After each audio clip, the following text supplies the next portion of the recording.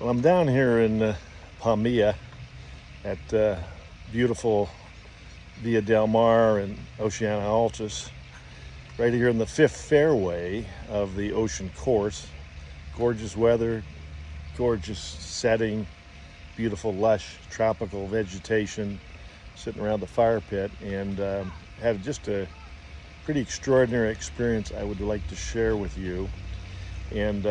this has a lot to do with mindset. And there's a young lady named Maria that came by that works for the property management agency that we contract with. And we needed some lava rock for the fire pit, which I have my foot up on right now. And she brought the lava rock and proceeded to take out the old lava rock, and I helped her put the new lava rock in. And in the process of talking to her, I would say she's probably like 21 or 22. She's quite good at her English, and she explained to me how her dad was involved in hospitality in the Cabo area since she's been a little girl, and so he was quite adept at his English, working in probably either management or sales or front desk or what have you. And so we talked about her education, how she had gone to Monterey and studied film school. And I said, so do you plan to pursue film school? And she kind of had a little bit of a blank look in her face, because she said, I think I would need to leave Mexico, because I don't want to go to Mexico City. I guess that's probably maybe the film capital of Mexico. And so I began to tell her stories about my son and my daughter, and specifically went into a little bit of detail about the power of a dream, pursuing a dream, and talked in his example about how he had done about a year and a half in college, yet he had had a great love for music and ended up doing something brave that most people will not do, because they won't leave their home, they won't leave their hometown, and venture out really knowing nobody, and venturing out into Los Angeles, and how he, over time,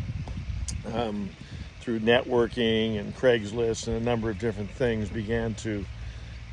acquire some talent and some clients that he would produce music for. And then he eventually ran into somebody that was helping him, that he had hired to help tune up on something that was 30 years his senior, kind of more his dad's age, who is an expert producer, and took him under his wing and began to be a resource for him to ask questions and get some counsel and some coaching. And then he had invited him to go to the LA School of Music to a lecture he was doing, because he's an adjunct professor there, and kind of talk about his story and his pathway to producing music and so forth and so on, and how that led to, after about a 3-hour lecture, a young 21-year-old kid running up to him and saying, hey, I love your music, I know somebody that would love to hear your music, and connected him with a gentleman from Montreal named Nick, who was a kind of a co-producer with, I believe his name is Circuit, for a Katy Perry song called Roar. And then from that, Nick took John on, kind of managed him, and opened up other doors of opportunity for him that he really did not know how to pursue on his own. And then that's led to quite a lucrative music producing career, as well as many other doors that have been opened for him. And I explained to her, if he had just stayed at home and lived in fear or doubt of kind of leaving the familiar, to go and throw off his bow lines and leave the harbor and go out to sea, and then follow some hunches and some nudges, from the power to be, the power of all power, it led him to a course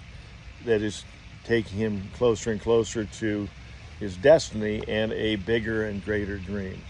And I explained, similar stuff regarding our daughter. And so I said, if you don't pursue your dream, if you don't take the steps and step out and take a risk, then what'll happen is your dream will begin to die. And when your dream begins to die, you begin to die. Your creativity begins to die. Opportunity begins to die, because I said, in my case, and I told the story about me being a medical doctor and having trained in Canada and moving to Alabama, and then from there to Seattle, and then becoming an entrepreneur, and a few years later being encouraged by others and mentoring and coaching to then pursue a pathway of entrepreneurship, to then become a instructor and coach and mentor to many regarding achieving their dreams and goals and aspirations. And as I've done that, my wife and I have done that, that's opened up great doors of opportunity for us and for others. And I said, so my encouragement to you is to realize that you are a co-pilot with God in the pilot, the captain's seat, and he is not going to force you to go this way or go that way. He's going to nudge you and open a door here or a door there, but you must be in motion and pursuing your dream in order for that pathway to become evident to you. So here she is, just doing a regular job, making a living. And I said to her, does this make sense? And she says, it makes so much sense. And what I'm here to tell you is, if I had just stayed in the field of medicine, I joke about it, tongue-in-cheek, acne, PMS, and hemorrhoids, and just done that, as opposed to pursuing a path of entrepreneurship and coaching and mentoring and business development, and reading on leadership and personal development, and listening to other great mavens and mentors in the field of creativity, in the field of entrepreneurship, I don't think I would have anything to offer her other than saying, hey, I think that mole, you need to get that looked at. And that would be probably the extent of it. So I am just so thrilled that when you have the power of a dream in your operating system, your reticular activating system, and you keep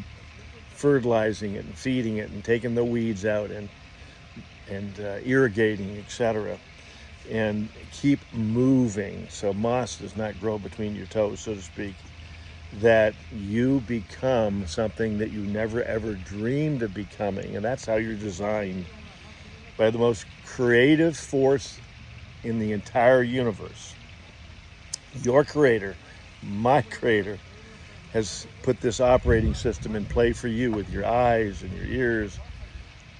your mouth, your ability to speak and read and comprehend, all the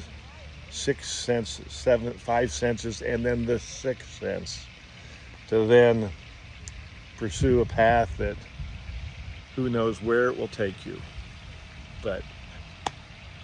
you'll be on the road to somewhere instead of on the road to nowhere. So great talking to you today. Hope this makes sense, and pass it on to somebody.